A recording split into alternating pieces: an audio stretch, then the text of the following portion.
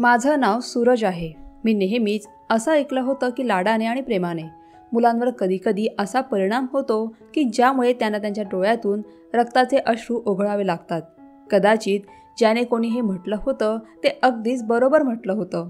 मी माझ्या परिवाराचा एकुलता एक आणि लाडका मुलगा होतो आणि नेहमीच माझ्या आईवडिलांनी मला खूप लाडाने प्रेमाने सांभाळलं होतं. परंतु जेव्हा मी तारुण्यात प्रवेश केला तेव्हा आमची परिस्थिती खूपच कठीण झाली. आम्ही अशा कठीण परिस्थितीत सापडलो जिथून आम्हाला बाहेर पडणं खूपच कठीण होत होतं आणि त्याचं कारण फक्त एक अपघात होता. ट्रेनमध्ये मुलींसोबत होणाऱ्या एका घृणास्पद कामामुळे माझं आयुष्य अगदी बदलवून टाकलं होतं. जवळपास रात्रीचे 3 वाजले होते. मी ट्रेनच्या एका साईडला बसलो होतो आणि बसल्या बसल्या झोपत होतो. अचानकच त्या डब्यामध्ये एक गोंधळ सुरू झाला. लोकांचा जोरजोरात ओरडण्याचा आवाज ऐकू येऊ लागला. मी दचकून जागा झालो. आता माझ्या डोळ्यांवरून झोप देखील गायब झाली होती. मला समजलं की आज देखील एका निरागस मुलीची इज्जत अब्रू लुटली गेली होती. मी त्या डब्यात गेलो आणि लोकांची गर्दी बाजूला करत पुढे गेलो. तेव्हा हे पाहून मला खूप मोठा धक्का बसला की समोर एक तरुण मुलगी फाटलेल्या कपड्यांमध्ये बेशुद्ध अवस्थेत पडलेली होती आणि तिच्या आजूबाजूला सर्व प्रवासी जमले होते.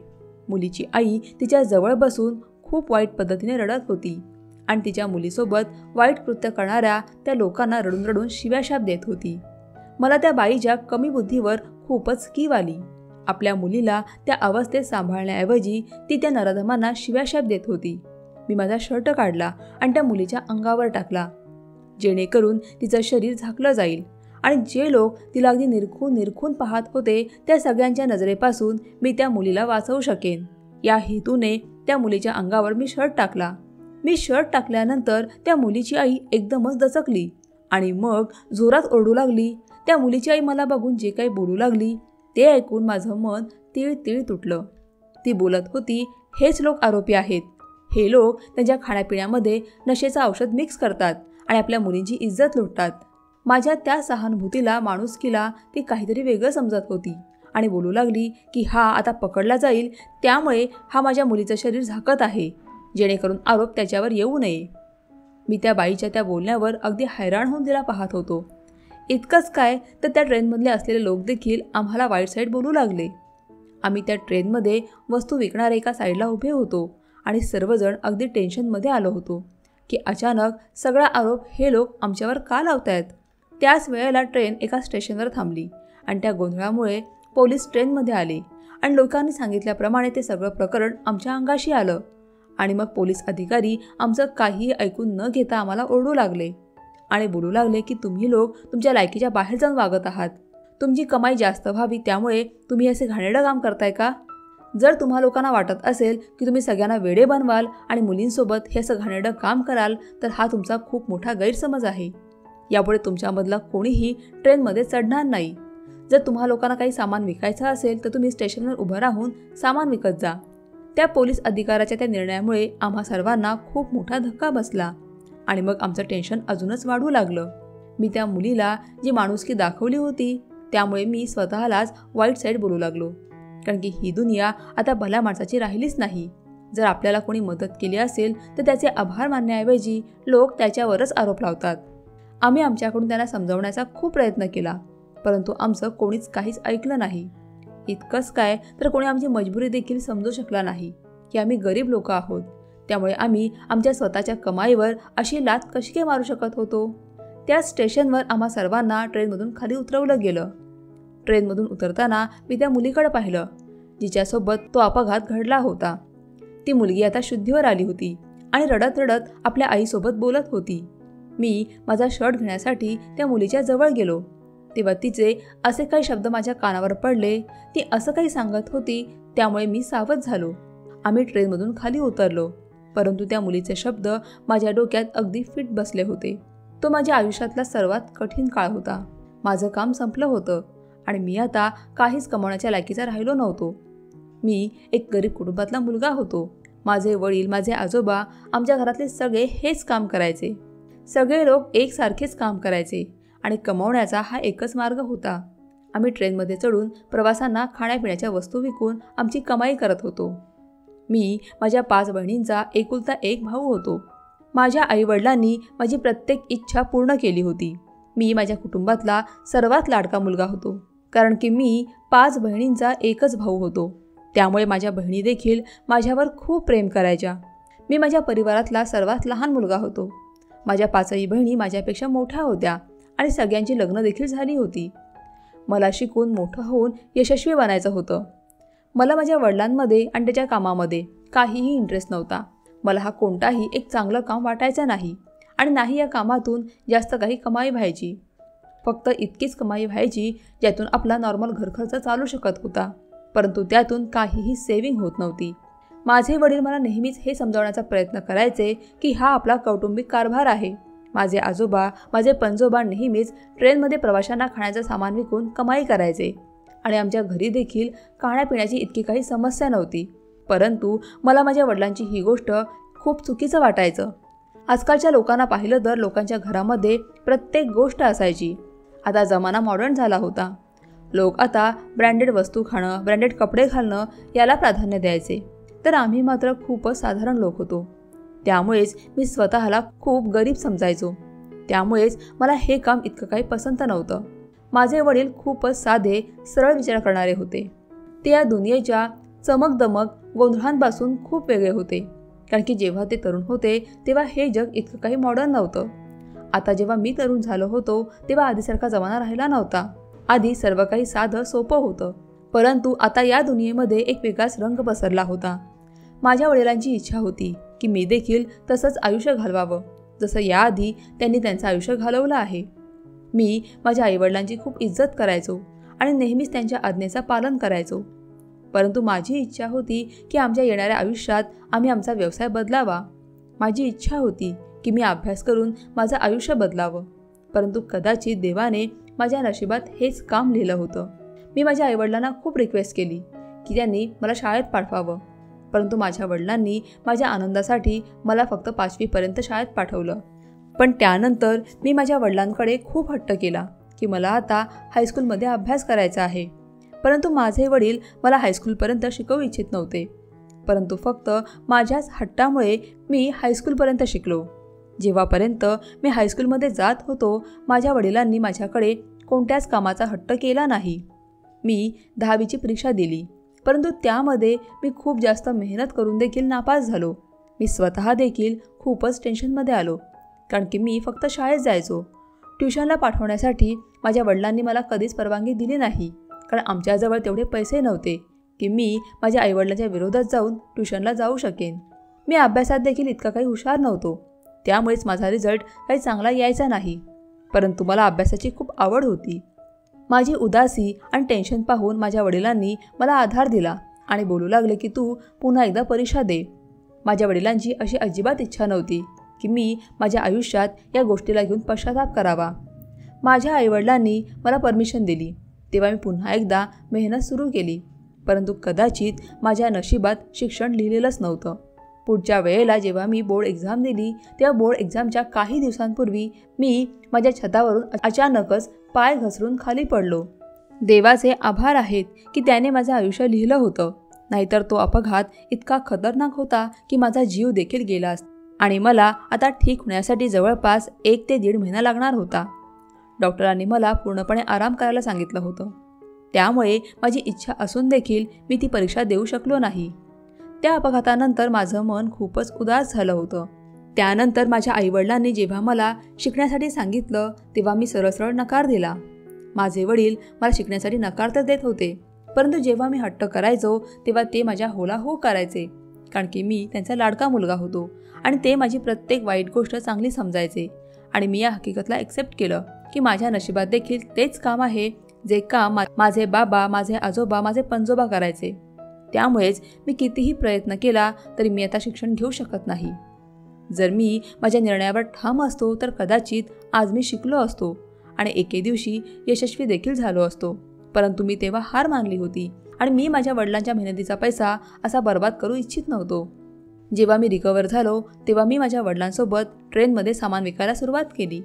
मला जाणवलं होतं बहुधा जे प्रवासी रात्रीच्या वेळेला प्रवास करतात त्यांना जास्त भूक लागते. मी माझ्या वडिलांनी खरेदी केलेलं सामान विकण्याऐवजी समोसे बनवून विकायला सुरुवात केली आणि माझ्या विचाराप्रमाणे माझं ते काम खूप चांगलं चालू झालं. मी आता माझ्या नशिबाला चांगला समजायला सुरुवात केली आणि मग माझ्या कामांमध्ये इंटरेस्ट घेऊ लागलो आणि खूप मन लावून माझं काम करत होतो. मी रोज रात्री समोसे बनवून ट्रेनमध्ये चढायचो आणि मग मोठ्या आवाजात समोसे, गरम समोसे, गरम समोसे असं बोलून ट्रेनमधल्या प्रवाशांना गरमागरम समोसे विकायचो आणि पैसे कमवायचो. माझं घर देखील माझ्या त्या कमाईतून चालत होतं. माझे वडील देखील मला या कामामध्ये इंटरेस्ट घेताना पाहून निर्धास्त झाले होते.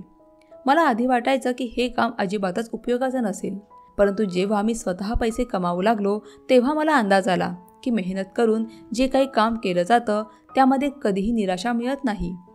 माझ्या वडिलांची कमाई इतकी देखील कमी नव्हती. आम्ही त्याच कमाईतून आमच्या भाड्याच्या घराला स्वतःचं घर केलं होतं.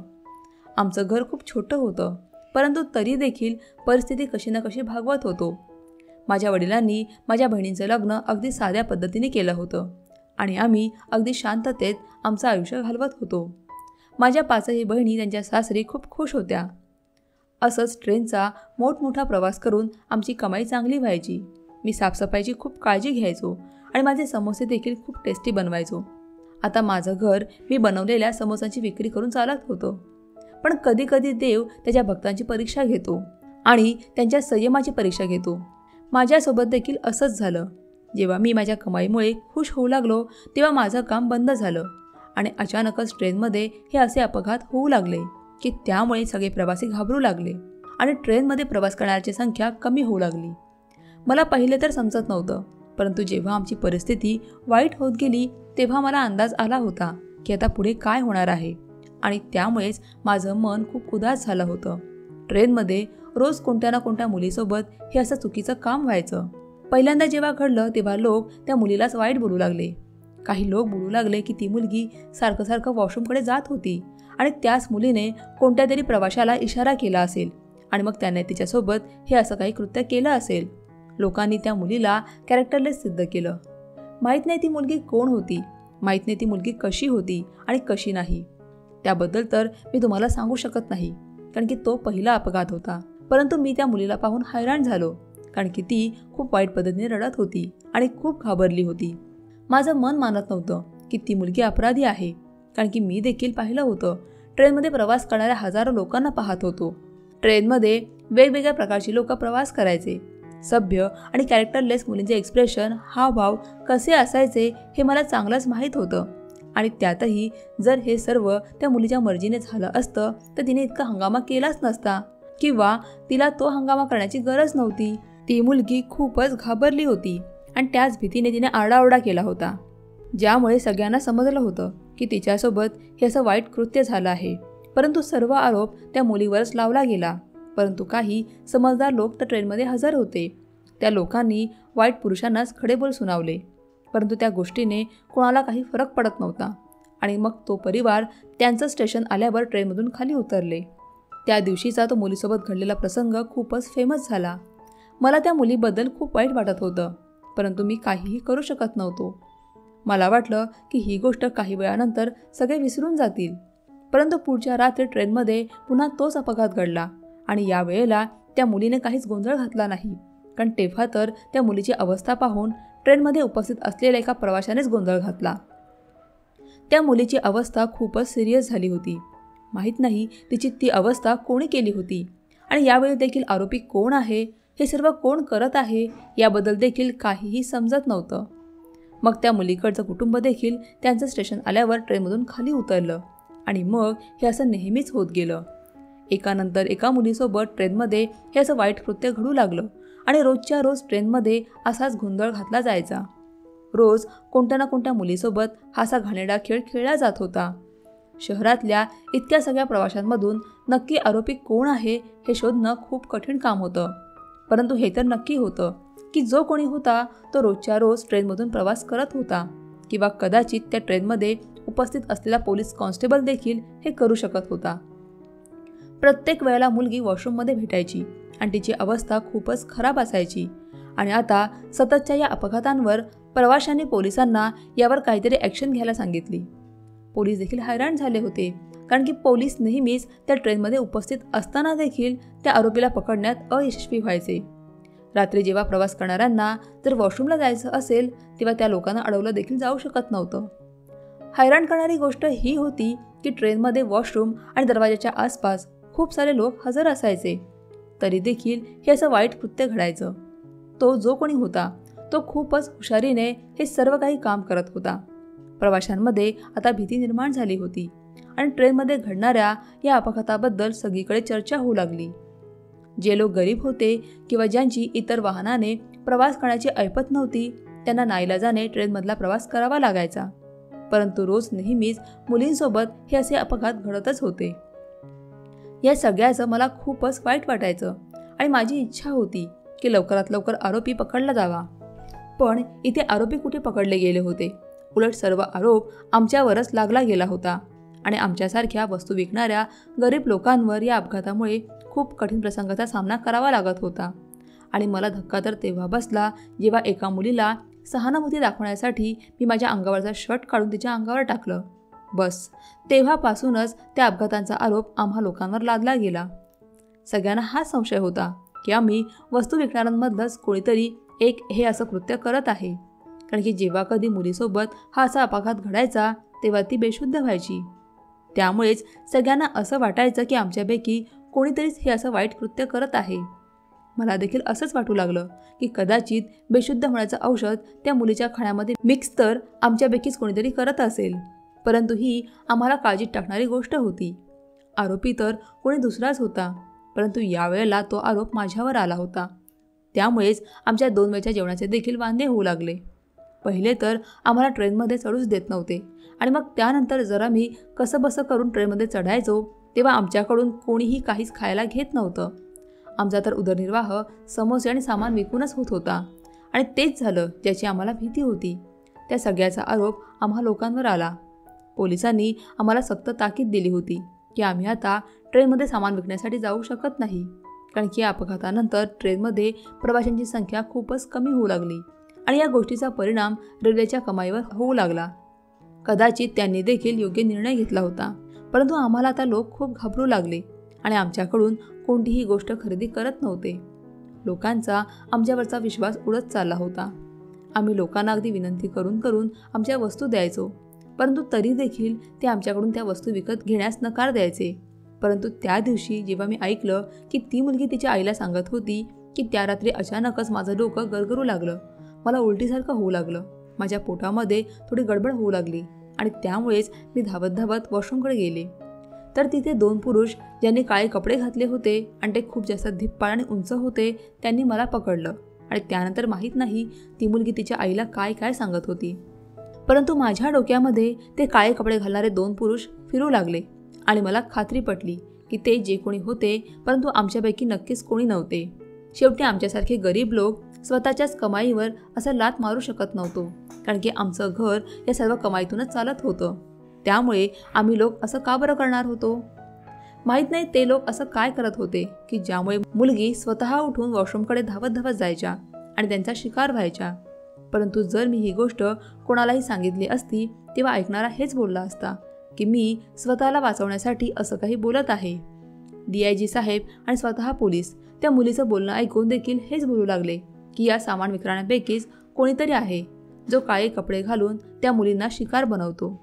आणि मग अशा प्रकारे अगदी सहजपणे त्यांनी आम्हाला रस्त्यातून बाजूला केलं आणि आमच्यावर आरोप टाकून ते लोक मोकळे झाले. परंतु कोणालाही ठाऊक नव्हतं की त्यांचा हा निर्णय येणारी वेळ किती कठीण करणार होतं. येणाऱ्या वेळेमध्ये त्यांच्यासमोर किती मोठी समस्या निर्माण होणार होती. सध्या तरी ट्रेनमध्ये होणारे हे अपघात आणि त्याबद्दलच्या अफवा सगळीकडे पसरल्या होत्या.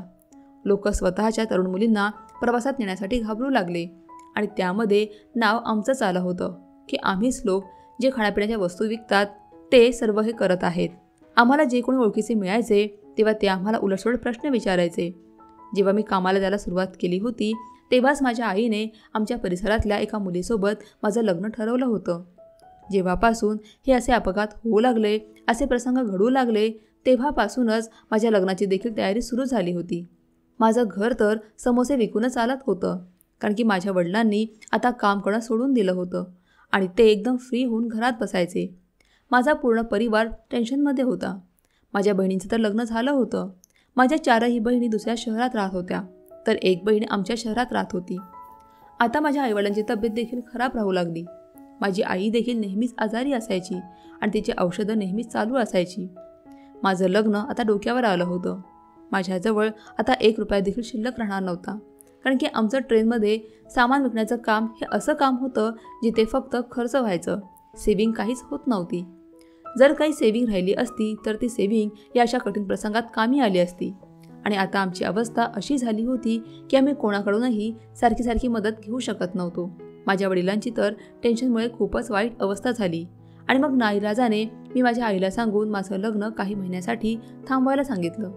माझी आई तर या गोष्टीमुळे खूपच काळजीत राहू लागली. ती घाबरलेली होती, कारण की माझी अवस्था सांगून जेव्हा आईने हे लग्न थांबवलं तेव्हा माझे सासरचे लोक जरा विचारात पडले. माझ्या सासऱ्यानं तर दबक्या आवाजात हे देखील सांगितलं की कदाचित आता याला परत कुठेच काम मिळणार नाही. खरं तर हे होतं की जेव्हापासून माझ्या सासरच्या लोकांनी त्या सगळ्या अफवा ऐकल्या होत्या तेव्हापासूनच ते लोक विचारात पडले होते. मुलीकडच्या लोकांचं असं म्हणणं होतं की त्यांच्या मुलीसाठी माझ्यासारखा मुलगा योग्य नाही.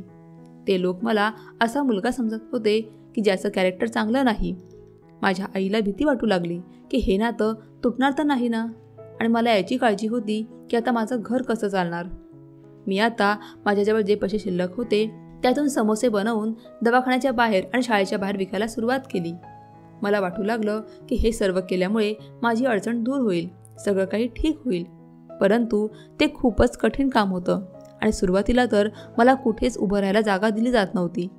मी जिथे कुठे उभा राहायचो लोक मला तिथून हकलवायचे.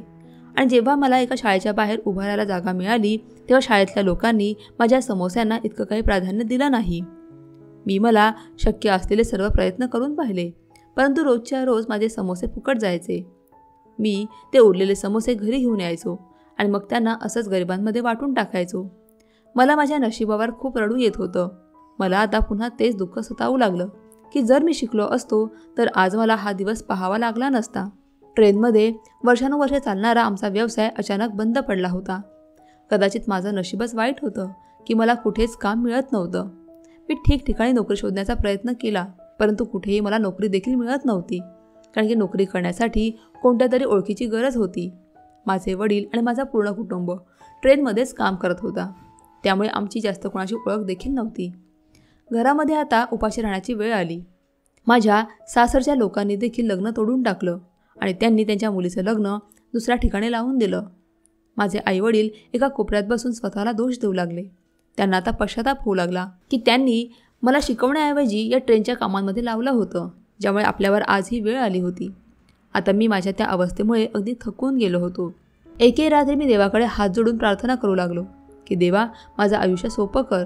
माझी अशी इच्छा होती की ट्रेनमध्ये जो कोणी हे वाईट कृत्य करत आहे तो आरोपी पकडला जावा, कारण की या सगळ्यामुळे मी देखील एक कॅरेक्टरलेस आहे अशी चर्चा सर्वत्र होऊ लागली. सर्वजण माझ्या इज्जतीवर बोट दाखवू लागले. माझं लग्न मोडण्याचं मला जास्त दुःख होतं, कारण की माझं ते लग्न त्या ट्रेनमध्ये घडलेल्या प्रसंगामुळेच मोडलं होतं, ज्यामध्ये माझा लांबपर्यंत काहीही संबंध नव्हता. माझ्या सासरच्या लोकांनी आमच्या पूर्ण परिसरात चौकशी केली तेव्हा सगळ्यांचं हेच म्हणणं होतं की तुम्ही असंच कोणावरही विश्वास ठेवू नका. मी माझ्या पूर्ण परिवाराचा लाडका होतो. मला माझ्या आईवडिलांनी चांगले संस्कार दिले होते आणि नेहमीच मुलींची इज्जत करायला शिकवली होती. तसंही इज्जत फक्त मुलींचीच नसते, तर जो मुलगा संस्कारी असतो त्याला देखील त्याच्या कॅरेक्टरची आणि इज्जतीची पर्वा असते. आणि माझी आता हीच इच्छा होती की आमच्यासारख्या वस्तू विकणाऱ्याचं नाव त्या आरोपींच्या लिस्टमधून काढलं जावं, जेणेकरून लोकांना समजू शकेल की आमच्यासारख्या गरीब लोकांचा त्या प्रसंगामध्ये, त्या अपघातामध्ये काहीही दोष नाही. मी पूर्ण रात्रभर देवाच्या समोर रडून रडून प्रार्थना केली की त्याने काहीतरी चमत्कार करावा आणि सर्व सत्यता समोर यावी. आणि जेव्हा मी सकाळी उठलो तेव्हा मी मोबाईलवर एक बातमी पाहिली. त्या बातमीने तर माझ्या पायाखालची जमीनच सरकून गेली.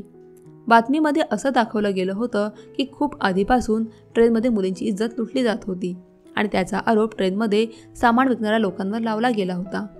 पोलिसांनी आणि रेल्वे स्टाफने सामान विकणाऱ्या सर्वांना ट्रेनमधून बाहेर हकललं होतं, जेणेकरून त्यांच्याकडून ती केस तिथेच बंद होईल.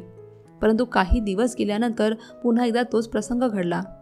याच्या आधी तर मुलींची इज्जत खराब करून तिला सोडलं जात होतं, परंतु आता तर त्या मुली गायब होऊ लागल्या. सुरुवातीला तर प्रवाशांना ही गोष्ट समजत नव्हती, कारण की त्यांनी सुरुवातीला तर मुली अशा गायब झाल्या म्हणजे कदाचित त्या पळून गेल्या असतील किंवा त्या रस्ता विसरल्या असतील असं त्यांना वाटू लागलं.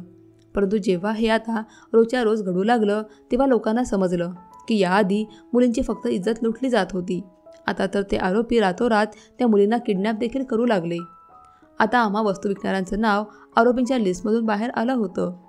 आम्ही लोक निर्दोष सिद्ध झालो होतो. आता लोकांना देखील समजलं होतं की आम्ही ते वाईट कृत्य करत नव्हतो, तर ते वाईट कृत्य करणारे दुसरेच कोणीतरी होते जे अजूनही त्या ट्रेनमध्ये प्रवास करत होते. मला माहीत नव्हतं की माझी प्रार्थना इतक्या लवकर पूर्ण होईल. मी खूप वेळापर्यंत हातात मोबाईल घेऊन ती बातमी पाहत होतो आणि आता तो विषय इतका वाढला होता की पोलीस देखील आता सावध झाले होते आणि त्या विषयाच्या तळापर्यंत जाण्याचे पोलिसांना आदेश दिले गेले. लोक आता ट्रेनमध्ये प्रवास करायला घाबरू लागले आणि जर कोणी प्रवास करायचा तर प्रवासी फक्त एखादा पुरुष किंवा वयस्कर स्त्रियाच प्रवास करायच्या. लोकांनी तर मुलींना आता ट्रेनमध्ये आणणं सोडून दिलं होतं. या प्रसंगाला 3 महिने झाले होते, परंतु अजूनही कोणताच आरोपी पकडला गेला नव्हता. ज्या मुली गायब केल्या गेल्या होत्या त्यांची देखील काहीच बातमी मिळत नव्हती. पोलिसांनी पुन्हा त्या मुलींना प्रश्न विचारायला सुरुवात केली ज्यांच्यासोबत याआधी त्या ट्रेनमध्ये तो प्रसंग घडला होता. तेव्हा जवळपास सगळ्या मुलींनी एकच कहाणी सांगितली, ज्याला ऐकून पोलीस खूपच हैराण झाले. त्या मुली सांगू लागल्या की ट्रेनमध्ये त्यांच्यासोबत काम करणाऱ्या पुरुषांनी त्यांचे घाणेरडे व्हिडिओ बनवले होते आणि ते व्हिडिओ त्या मुलींना दाखवले जात होते आणि मग त्यानंतर त्यांना धमकावून त्यांच्याकडून मोबाईल नंबर काढून घ्यायचे आणि मग त्यानंतर त्या मुलींना ब्लॅकमेल करून त्यांच्याकडून त्यांचा बिझनेस चालवत होते आणि मग मुलींना 10-15 दिवसानंतर कोणत्या ना कोणत्या ॲड्रेसवर बोलावलं जायचं आणि मग त्यांना रात्रभर कोणाच्या ना कोणाच्या हवाली करून त्यांच्याकडून पैसा कमवायचे. मुलींना जेव्हा त्या जागांबद्दल विचारलं गेलं तेव्हा त्या मुली एखाद्या साधारण हॉटेलचा किंवा रूमचा पत्ता सांगायच्या, यावरून काहीही समजू शकत नव्हतं. ही केस चालता चालता जेव्हा काही महिने निघून गेले आणि काहीच पुरावा मिळत नव्हता तेव्हा लोक उदास होऊ लागले आणि हळूहळू सर्व काही विसरून गेले. तेव्हा अचानक एका पोलिसाला एका अनोळखी नंबरवरून फोन आला, जो फोन एका हरवलेल्या मुलीने केला होता. ती मुलगी काही महिन्यांपूर्वी ट्रेनमधून गायब झाली होती. त्या मुलीने पोलिसांना असं काही सांगितलं ज्यामुळे ती केस पूर्णपणे उलगडली गेली आणि पोलीस आरोपीपर्यंत अगदी आरामात पोहोचू शकले. पोलीस त्या कॉलमुळे लगेच अलर्ट झाले आणि अगदी शांतपणे त्या मुलीने सांगितलेल्या पत्त्यावर पोहोचले आणि मग काही दिवसांनंतर पूर्ण सत्य त्या लोकांच्या समोर आली आणि ती सत्यता ऐकून सगळ्या लोकांना खूप मोठा धक्का बसला. त्या पोलिसाला त्या मुलीने एका कुंटणखान्यातून फोन केला होता. ते 2 पुरुष जे नेहमीच काळे कपडे घालून ट्रेनमध्ये प्रवास करायचे आणि रात्रीच्या वेळेला अगदी शांततेमुळे सगळीकडे सन्नाटा पसरल्यावर सगळे लोक झोपल्यावर प्रवाशांच्या जवळ जायचे आणि जेव्हा त्यांना तरुण मुली दिसायच्या तेव्हा ते नशेचं औषध त्या मुलीवर फवारायचे, ज्या औषधामुळे त्या मुलीचं मन अस्वस्थ व्हायचं, त्यांना मळमळायचं, पोटामध्ये गडबड सुरू व्हायची आणि मग त्यांची तब्येत खराब झाल्यामुळे त्या उठून सरळ वॉशरूमकडे जायच्या, जिथे ते पुरुष आधीपासूनच वॉशरूममध्ये हजर असायचे आणि जशी ती मुलगी वॉशरूममध्ये यायची ते तिला त्यांची शिकार बनवायचे आणि मग चालत्या ट्रेनच्या आवाजामुळे आणि सोबतच सर्व प्रवासी झोपल्यामुळे कोणालाही वॉशरूममध्ये काय घडत आहे याचा काहीच पत्ता लागायचा नाही. ते पुरुष रात्री त्यांचं काम झाल्यावर ट्रेनमधून खाली उतरायचे आणि मग त्यामुळे जेव्हा सकाळ व्हायची तेव्हा ती मुलगी त्या अवस्थेत लोकांच्या समोर यायची, परंतु तेव्हापर्यंत ते फरार झालेले असायचे आणि कोणीही त्यांना पकडू शकत नव्हता. ते अगदी खुलेआम त्यांचं काम करत होते. याबद्दल कोणाला काही समजत नव्हतं. मुलींना देखील त्याबद्दल काही समजत नव्हतं.